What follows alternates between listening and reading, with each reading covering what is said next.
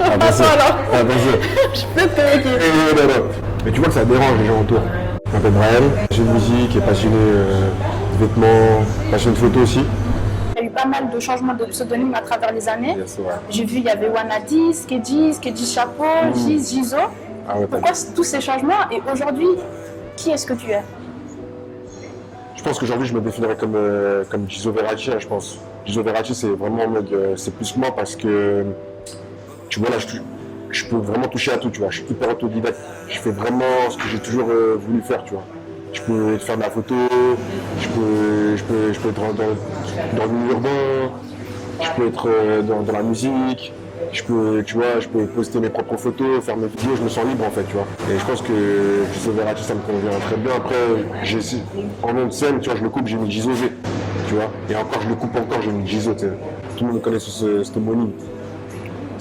On va revenir chronologiquement sur ton parcours, parce que moi je t'ai découvert avec la musique. Ouais. C'est quoi l'élément déclencheur pour que tu te lances dans ce milieu-là? Grâce à mes frères, j'ai un grand frère qui était passionné de musique, mes parents aussi c'était des grands passionnés de musique. Ils m'ont fait baigner vraiment dans les musiques, vraiment, tu vois, du rap old school, je regardais beaucoup les clips, tu vois. Tu vois, je regardais beaucoup les clips, je kiffais ce mood où en mode, tu sais, des jeunes qui viennent d'en bas, tu vois, et ils peuvent parler de certaines choses qui ne sont pas destinées à eux de base, tu vois, qui sont destinées à des gens qui ont de l'argent, tu vois.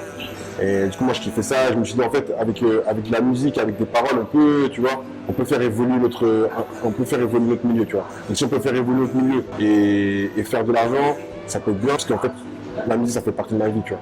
Donc pour toi, le mot pour te définir? Je pourrais dire avant-gardiste, ouais, réellement, sans vouloir être prétentieux. Hein. Je pourrais dire avant-gardiste parce que je pense que j'essaie toujours d'être différent, en fait. Tu vois, je vois ça comme, en fait, je vais toujours à contre-sens d'une route, toujours sens interdit, tu vois.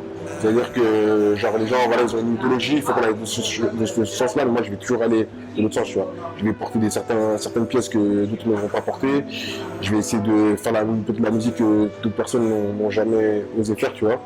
Et puis voilà, tu vois, je pense ça parce que peut-être aussi mes influences, elles viennent pas d'ici, tu vois. Je m'inspire vraiment d'autre chose, et tu sais, je peux passer des heures et des heures à regarder des trucs, des détails, tu vois. Je suis vraiment un mec des détails. Je peux regarder des détails, tu vois. Pourquoi il a porté ce foulard comme ça, pourquoi il a porté ce pantalon comme ça, tu vois. Je vais tout le temps chercher tout le temps, tu vois. C'est ça qui fait que je pense que, on va dire que je suis avant-gardiste. Ouais. Le premier projet public que tu as sorti, c'est la mixtape Summer Iverson. Ouais. Il y avait 15 titres sur le projet. Franchement, pour être honnête avec toi, il aurait pu en avoir plus encore. Parce que nous, on fonctionnait beaucoup à l'énergie, tu vois. On est assez productif, tu vois. Avec peu de temps, on essaie de faire le maximum de sons, et on essaie de prendre les meilleurs sons, tu vois. Du coup, ça donne à 2015. Hein. Moi, j'avais l'impression, en écoutant justement le projet, que tu as eu envie de nous montrer en fait l'étendue de ton talent. Et est-ce que je pourrais dire que c'était ta carte de visite? Ouais, je l'ai vraiment fait avec un état d'esprit, tu vois. Je suis arrivé avec... Déjà, il s'appelle Summer Iverson, tu vois. Et en fait, j'étais inspiré de White Iverson de Post Malone, tu vois. J'ai kiffé comme il est arrivé un peu dans le game, tu vois. Je vois un peu un mec comme ça, un blanc comme ça, avec des tresses, avec un maillot d'Iverson en blanc, tu vois. En fait, j'ai regardé bien le clip, j'ai bien kiffé. En plus, il a mis une espèce de Rolls Royce, tu vois. Donc, il a fait associer un peu ce côté urbain, mais en même temps ce côté luxe, tu vois. Et après, donc là, déjà, je l'ai appelé Summer Iverson. Après, j'étais grave aussi pris par le sport, le côté aussi d'Allen Iverson, le basket. Et après ce projet, vraiment, au niveau musical, j'ai vraiment voulu associer encore une fois, tu vois, la personne que je suis, tu vois.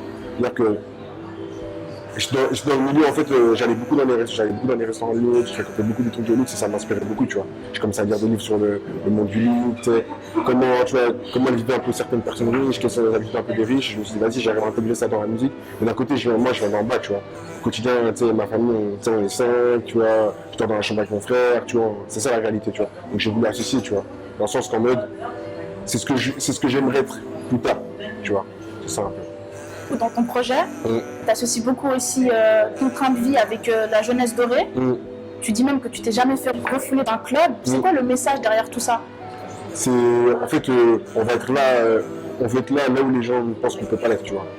On n'a pas besoin de, tu vois, on va aller en mode nous-mêmes, en mode street, tu vois. On va aller là-bas en mode street, on va arriver avec nos frères, tu vois. C'est un peu des milieux en mode, ils ont pas l'habitude de voir des jeunes comme ça, tu sais, un peu dépenser de l'argent, tu sais, être inconscient un peu, tu vois, dépenser un peu de l'argent inconsciemment, porter des vêtements, tu vois, certaines pièces de luxe, alors tout ça, comme je te dis, c'est pas Disney, tu vois.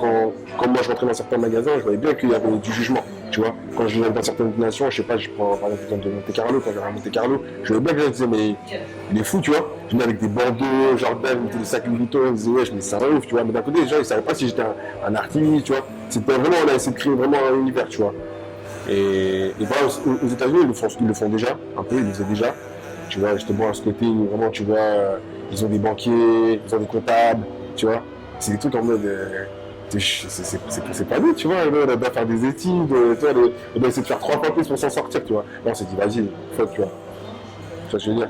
Justement, en plus, tu le dis dans un de tes morceaux que tu as un flow ricain, mais tu as une mentalité africaine. Donc, c'est vraiment ça ton état d'esprit. Ouais, mon état d'esprit, c'est ça. Mon état d'esprit, c'est vraiment, tu vois, vraiment la dégaine, les ricains, peut-être le mode de vie, il peut être américain et tout, mais je n'oublie pas d'où je viens, tu vois. Et si tu sais pas d'où tu viens, tu sais pas où tu iras, tu vois. Et du coup, c'était vraiment ça, j'oublie pas quand même mes racines, tu vois. Et je le fais vraiment, c'est cette motivation, en fait, d'où je viens, tu vois, on vient tellement de loin, tu vois, on vient tellement de loin que je ne pouvais pas me mettre de barrière, tu vois. Je devais dépasser tout ça, tu vois. Je devais être meilleur et faire un truc qui allait vraiment sortir du, tu vois, pour dire, putain, je peux inspirer des mecs de mon quartier, je peux inspirer des gens d'Afrique, je peux inspirer plein de gens, tu vois, qui disent, ouais, on peut y aller, tu vois. Je peux tracer ce chemin, tu vois. On y va, tu vois. Tu as cette image que la jeunesse suisse, elle n'est pas prête à briser des frontières et elle reste cantonnée dans je viens d'en bas, je dois rester avec les gens de mon quartier. Ouais, en fait, la jeunesse suisse, elle est vraiment. En fait, comme je dis toujours, en fait, on fonctionne super droit, tu vois. En fait, on a vraiment un cadre, tu vois, on est dans un cadre, on formate, en fait. Vraiment, tu vois, on fonctionner comme ça, tu vois. Il n'y a pas ce truc, en fait, on casse des codes, ou tu vois, on parle d'étrangers, on parle d'argent, tu sais. En fait, c'est tous les trucs, c'est des sujets qui sont sensibles aussi. Tu vas pas parler de certaines choses, c'est des sujets qui peuvent être même tabous, tu vois.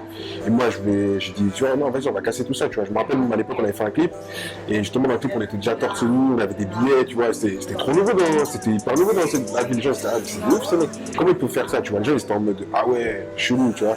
Et nous, depuis le début, on voulait vraiment casser ce code. Les gens, je trouve que les gens avaient passé la dalle. On avait faim, on avait la dalle, on voulait prouver, tu vois. On voulait montrer qui on est et tout. On voulait aussi un peu de la reconnaissance parce que personne ne nous l'a donné, tu vois. Donc il fallait vraiment qu'on fasse 3 fois plus que les autres, tu vois. Voilà. Donc on doit se contenter d'un seul clip, train de vie? Non, les clips ils vont arriver. Hein. J'ai eu cette impression que pour toi, la musique, c'était vraiment une thérapie. Parce que tu parles autant de l'absence d'un proche, même des relations de couple, des relations même amicales. Est-ce que pour toi, c'est un bon média justement pour faire prendre conscience aux gens que, ok, c'est difficile, mais il y a quelqu'un qui est là pour toi, j'ai vécu la même chose que toi, c'est qu'une étape à passer, tu peux avancer. Ben, j'ai toujours été un mec qui a été quelqu'un qui aime aider, tu vois. Et tu vois, même je me suis décroché la musique, j'ai commencé à donner des cours, pas des cours, mais en fait je faisais des conférences sur l'amour, tu vois.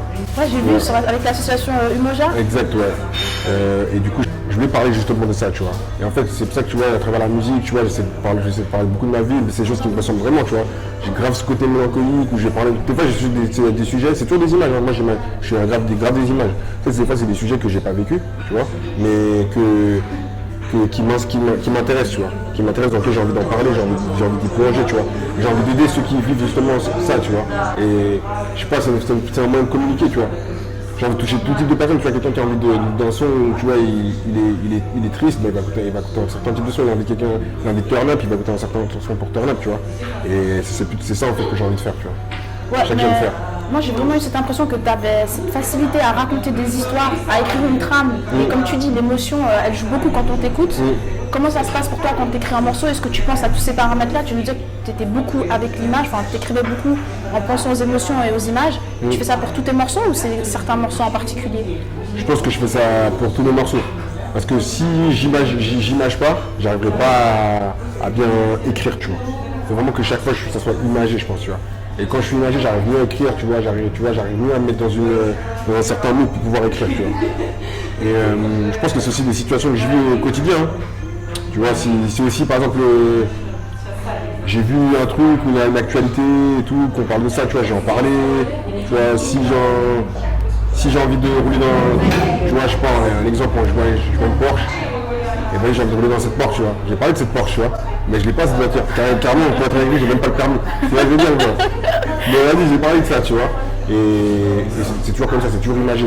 C'est bien que tu parles de voiture parce que dans un de tes morceaux, à fond la caisse, tu dis si je dois faire un choix entre l'oseille et ses fesses, je choisis l'oseille car c'est grâce à lui que j'ai vu ses fesses. Je trouvais ça hyper sale comme punchline. Non, ce que je veux dire par là, c'est quoi? C'est que, en fait, on sait que certaines autres personnes sont là par intérêt, tu vois. Ça arrête des choses, tu vois. Ça n'a pas de secret.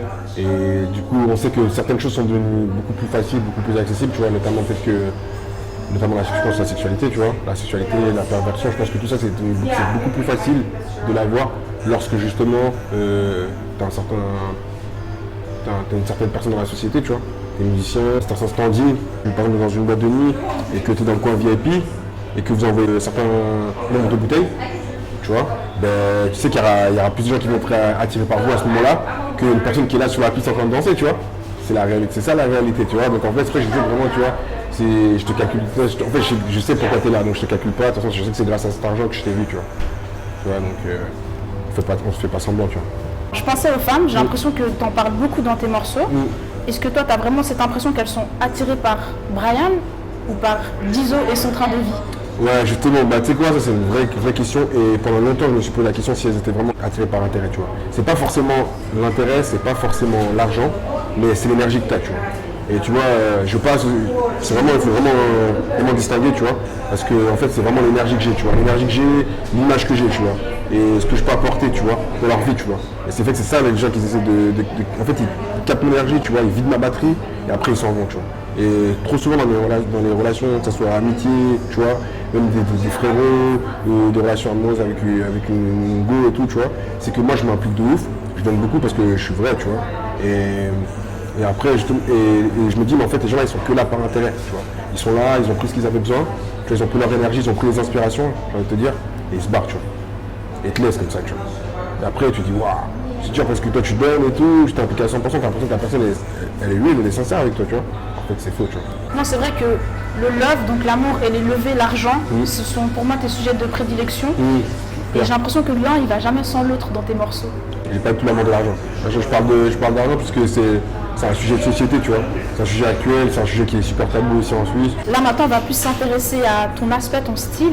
Je voulais savoir déjà comment tu fais pour cultiver ce look atypique. Je suis grave pris par les choses rétro. Bah, d'un côté aussi, je suis congolais, donc ça fait que nous, la SAP, c'est vraiment un truc, tu vois, on est impliqué. Donc j'ai tout un peu tous ces trucs-là qui font que j'arrive à me créer un look. Et, comme je t'ai dit, moi, je fonctionne grave au détail. Donc un look, c'est beaucoup accessoirisé. Je voulais savoir, c'est quoi la loi des Bilamba? En fait, la loi des Bilamba, c'est un délire, en fait. En gros, c'est porter des pièces de ouf, en fait, tu vois. Bilamba, c'est les habits en lingala, tu vois. Donc lingala, c'est une langue parlée du Congo. C'est la loi des habits, tu vois. Donc en mode, on applique une loi avec les habits, tu vois. Donc tu vois, quand on vient, on arrive, on porte des pièces de ouf. Tu sais, on va vraiment les choquer, tu vois. Quand on arrive, on va vraiment les choquer. Donc c'est pas qu'on appelle ça la loi des... C'est pas que j'appelle ça la loi des Bilamba, tu vois. Et bientôt, ça va devenir, je pense, une communauté, tu vois. On a une communauté, la loi des Bilamba. Vraiment, les mecs, ils arrivent, tu vois.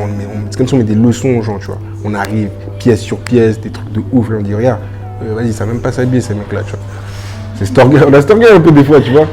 Je dis pas que vas-y, je m'habille, peut-être des gens qui vont regarder la vidéo, ils vont dire putain, mais ce mec qui fait le mec, ça même pas s'habiller, peut-être, tu vois. Mais dans le sens que nous, on arrive avec Storgirl là, tu vois, on dit ouais, t'as vu, on porte des trucs ils peuvent pas les associer. Parce que quand ils associent ça, eux, ça donne pas bien, tu vois. Tu vois, c'est ça la loi des Bilamba. Est-ce que tu es guide touristique pour la ville de Genève? Parce que tu mentionnes beaucoup la rue du Rhône. Moi, c'est ma rue, hein. Non, je suis pas guide touristique pour la rue de Genève, non. En tout cas, tu connais les bonnes adresses, tu parlais avant les grands restaurants. Ouais, c'est vrai parce que je suis beaucoup sorti, hein, parce que j'aime beaucoup, en fait, je visite beaucoup ma ville, tu vois. Je marche, ça m'arrive de marcher, tu vois. Ça m'arrive de marcher dans certains endroits, tu vois. J'aime bien la vieille ville, j'aime bien le centre-ville, ça m'inspire beaucoup, tu vois. Le centre-ville, c'est là où les choses se passent, tu vois. C'est là où les choses se passent, là-bas, il y a des banques, là-bas, il y a des magasins, donc là-bas, tu vois, tu sens qu'il y a un truc qui tourne là-bas, tu vois. Et là-bas, tu vois, quand tu vas après un peu plus loin, quand tu vas encore un peu plus loin, il y a le lac. Et tout autour de là, qu'on voit tous ces hôtels, tu sais, quand tu te poses et tout, tu vois tous ces hôtels, tu vois tous ces bâtiments. Et moi, je parle justement de ces sujets-là, que des gens, peut-être que des gens de là où on vient, ils ne connaissent pas, tu vois, parce que ça les intéresse même pas, tu vois. Et moi, ça m'a toujours intéressé, donc on peut dire que je suis guide touristique, hein. Un peu en vrai, un peu. Au final, tu dis c'est là où les choses se passent, mais c'est aussi là où l'argent se fait. Ouais, à fond. C'est là où là-bas l'argent il tourne, tu vois. C'est là-bas, comme je dis, c'est là où vraiment tout se passe, tu vois. En fait, moi, comme je dis, je fonctionne beaucoup avec les images. Et là-bas, tu vois, j'ai des captions de ouf, tu vois. Je vais voir une famille de Qataris, tac, descendre d'une voiture avec chauffeur, tu vois. En fait, c'est toutes des images, on se dit, mais putain, ça c'est un truc de ouf en fait. Les mecs, ils ont un chauffeur.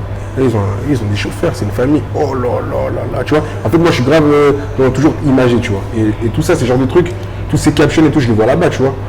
Et je te jure, hein, mine de rien, c'est là que ça me permet d'être hyper cultivé, tu vois. Parce que je découvre des choses que peut-être que si je serais resté dans mon coin, dans mon quartier, j'aurais jamais connu, tu vois. Ou j'aurais connu à travers la télé, tu vois.